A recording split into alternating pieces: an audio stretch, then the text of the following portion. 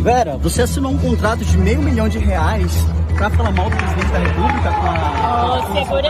Segurança. Não, me responde aqui, é verdade. Segurança. Eu sei que a senhora não tem vergonha, eu sei que a senhora como... Pessoal, então esse vídeo não tinha saído ainda, tá? É o vídeo do celular que foi isolado. Infelizmente ele conseguiu recuperar, né, o aparelho. Mas mostra o início da confusão, né? Olha aqui, a Vera já tinha colocado o salário dela e o contrato com a TV Cultura. Ela ganha R$22 mil por mês. Bem, eu imagino que seja o mesmo salário que a Daniela Lima ganhava também quando apresentava lá o Roda Viva, enfim. Eu não acho que esteja nada fora do mercado, desse mercado de televisão e tal. Agora, o que chama atenção é que esses vagabundos bolsonaristas, eles veem aí o Braga Neto, Heleno, Mourão, essa farra, né, que o Bozo criou uma portaria que permitiu pagar acima do teto constitucional esses super salários, gente botando mais de R$100 mil no bolso, na cúpula do governo, aí esse malandro não tá nem aí, né? Salário de mais de 100 mil por mês.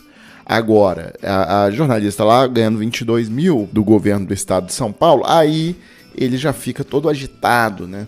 Curioso isso, né? E só porque a jornalista tem críticas ao Bolsonaro. Se fosse a favor do Bolsonaro, podia ganhar R$1 milhão por mês que ele tava lá defendendo. Bem, pessoal, mas o episódio foi interessante porque gerou uma espécie de curto-circuito na campanha do Bolsonaro, tá? Os influenciadores, hoje o assunto é só esse. E aí, por exemplo, é vergonhosa a manifestação do Tarcísio sobre a agressão dos militantes de redação, eles se chamam jornalistas de militantes de redação, ao deputado Douglas Garcia, ou seja, ele inverteu aqui, ele diz que é o Douglas que foi agredido. O Ciro Nogueira também inverteu a ordem das coisas. Para ele deu uma declaração para a Folha de São Paulo dizendo que atirar o celular do meliante lá foi 1000 vezes mais grave do que a ofensa à jornalista Vera Magalhães. Agora, o Eduardo Bolsonaro e o Tarcísio repudiaram a atitude do Douglas Garcia. Então, eles estão batendo cabeça hoje o dia todo, tá? Eles não conseguiram consolidar um discurso único. Então tá o caos no QG bolsonarista. O Constantino e a turma lá da Jovem Pan também ficaram contra o Tarcísio nesse caso. O Tarcísio é um bom gestor, um tecnocrata competente, mas errou feio ao acender a vela para a patota militante e usar termos indevidos, como se a datilógrafo tucano petista tivesse mesmo sido agredida, e não foi. Esse tipo de concessão é um tiro no pé. Bem, aí eu queria aproveitar o gancho do Constantino para falar algumas coisas sobre o Tarcísio, né?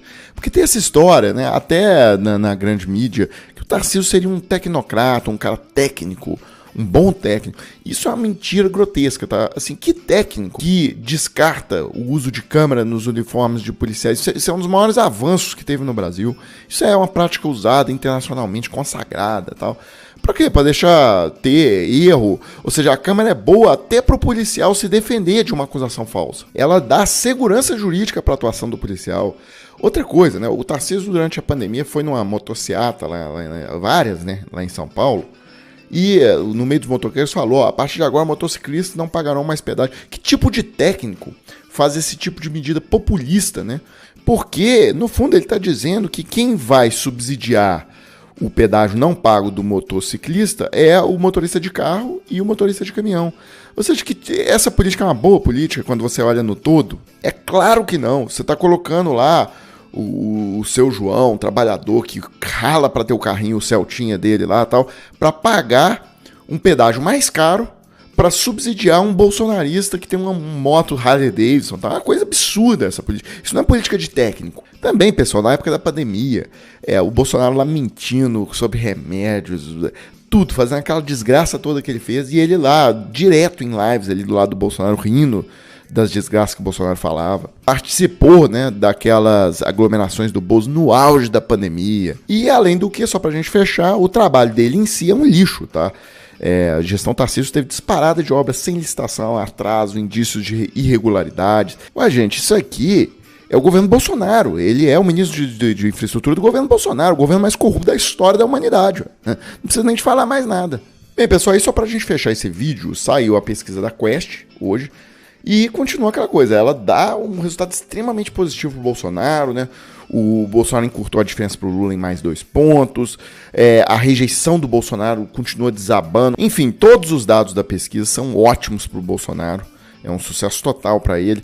Inclusive na espontânea já tá dando empate técnico entre o Lula e o Bolsonaro. Bem, mas aí o Antônio Lavareda, que é aquele dono do IPESP, né, o instituto que faz as pesquisas da XP e tal, um cara muito experiente no setor, falou isso aqui hoje, né? Muita gente me perguntando o que explicaria a diferença entre a Quest de hoje e o IPEC dessa segunda. À primeira vista, a razão do grande desencontro na diferença entre Lula e Bolsonaro, que no IPEC é de 15 pontos e na Quest é de 8 pontos, é basicamente a cota utilizada pela Quest na faixa de renda de 0 a 2 salários mínimos. Por quê? Porque a Quest diz que a amostra de entrevistas dela é composta por 38% dessas pessoas que ganham entre 0 a 2 salários mínimos. Ou seja, eles acham que na população brasileira 38% ganham de 0 a 2 salários mínimos.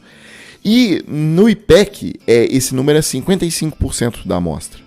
Então isso dá uma diferença brutal. E aí o Lavareda diz o seguinte: para checar minha hipótese, recalculei agora o que seriam os valores do IPEC se o Instituto utilizasse a mesma cota da Quest, com dados que obteve no seu próprio campo, né, na sua própria pesquisa. Bingo!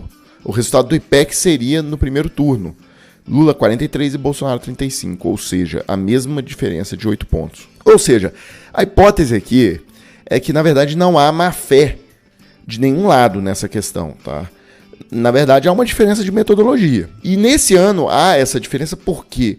Porque o último censo do Brasil foi o de 2010. Tá? E aí agora em 2020 era para ter tido o censo, mas não teve, por conta de corte orçamentário, também teve a questão da pandemia e tal, o censo só está sendo feito agora. Então, o pessoal está tendo que operar com dados da PNAD, tá um negócio meio...